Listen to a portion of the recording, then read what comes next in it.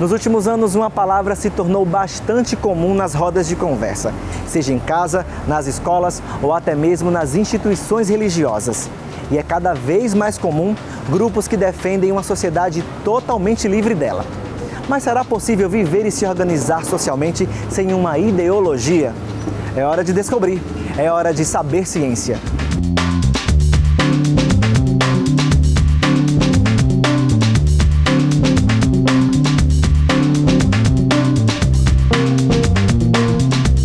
Uma pesquisa rápida revela um primeiro significado para o termo ideologia, um conceito amplo que pode ser sintetizado assim. A ideologia é um sistema de ideias sustentadas por um grupo social, as quais refletem, racionalizam e defendem os próprios interesses e compromissos institucionais, sejam estes morais, religiosos, políticos ou econômicos. Analisando esta definição, a gente entende que todo e qualquer grupo sempre terá algum tipo de ideologia. Então, não seria equivocado dizer que é possível viver em uma sociedade sem a interferência dos aspectos ideológicos?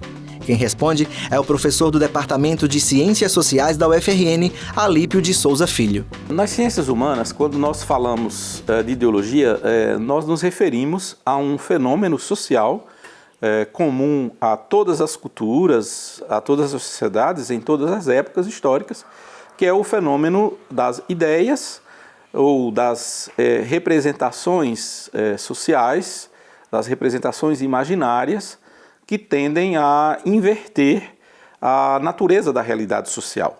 O que vivemos nas sociedades humanas como a realidade cotidiana, né, a vida social, é resultado de construções sociais, culturais e históricas dos próprios seres humanos.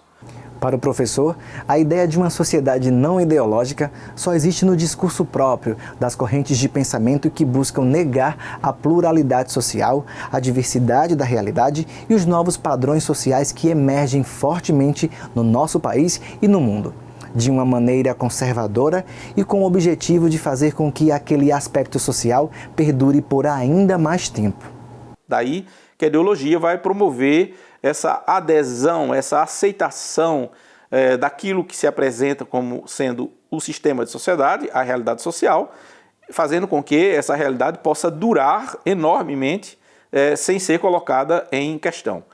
E sem ser colocada em questão enquanto um sistema de normas, de regras, de modos de produzir, formas de poder, de maneira tal que a realidade passa a ser aceita, assimilada e aprovada em sua natureza de convenção social, mas sem que seja percebido como uma convenção, em sua natureza arbitrária, mas sem que seja percebido como um arbitrário social, e de maneira que a ideologia, nesse sentido, vai fazer que as sociedades, os sistemas de sociedades, durem mais do que mudem. Mais recentemente aqui no Brasil, nesse contexto de combate à ideologia, surge o que muitos políticos e seus seguidores chamaram de ideologia de gênero, que estaria sendo introduzida severamente dentro das escolas. Mas o que realmente seria essa ideologia de gênero? As identidades quanto as figuras do masculino e do feminino nas nossas sociedades, isso aqui é o gênero, que sabidamente, por um conhecimento estabelecido nas ciências humanas, temos como algo que é resultado de construções culturais, sociais e históricas, que variam enormemente com o tempo, que vão sendo produzidos no curso da vida de cada indivíduo. Isto quer dizer, as identificações que vamos ter a propósito do que seria os papéis de homens e mulheres na vida social, aquilo que vai se identificar como sendo o masculino e o feminino, são coisas que vamos aprendendo na educação social, na socialização. E se vamos aprendendo é porque são ofertados a cada um que chega na sociedade imagens, ideias, normas, e isso tudo assimilado vai constituindo em cada um aquilo que seria uma identidade de gênero. No discurso ideológico, e é esse discurso que o pensamento conservador toma para si, o gênero não aparece como sendo uma construção.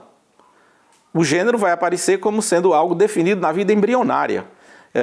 Portanto, os indivíduos portariam o gênero feminino, masculino, a partir do seu nascimento. Isso não é um dado antropológico, isso não é um dado efetivamente que esteja na história do ser humano.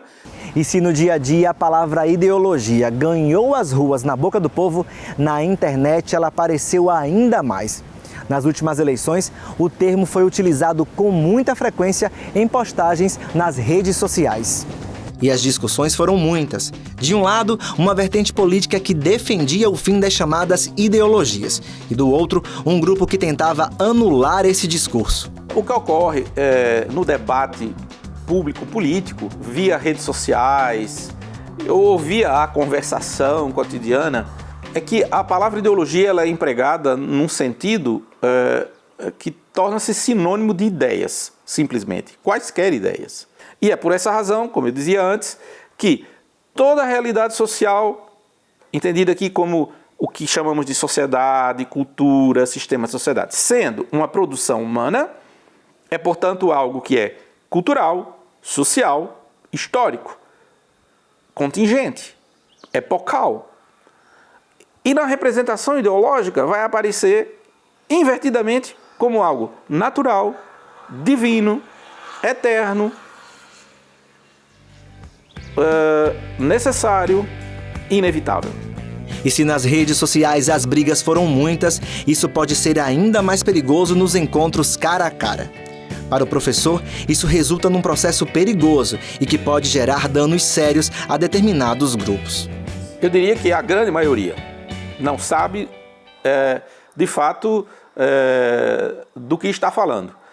A grande maioria sequer sabe do que se trata, de fato, o fenômeno da ideologia ou do ideológico. Eu diria que, por exemplo, no debate político público recente no Brasil, às vezes todas que escutamos pessoas falando de ideologia de gênero não sabem do que estão falando, porque apontam o dedo contra o que se faz na escola ou nas universidades com os estudos científicos a propósito do tema, chamando de ideologia de gênero, quando na verdade nós fazemos a crítica à ideologia de gênero que domina na sociedade, com a qual todos são educados, produzindo ideias falsas a propósito do que é gênero feminino, masculino.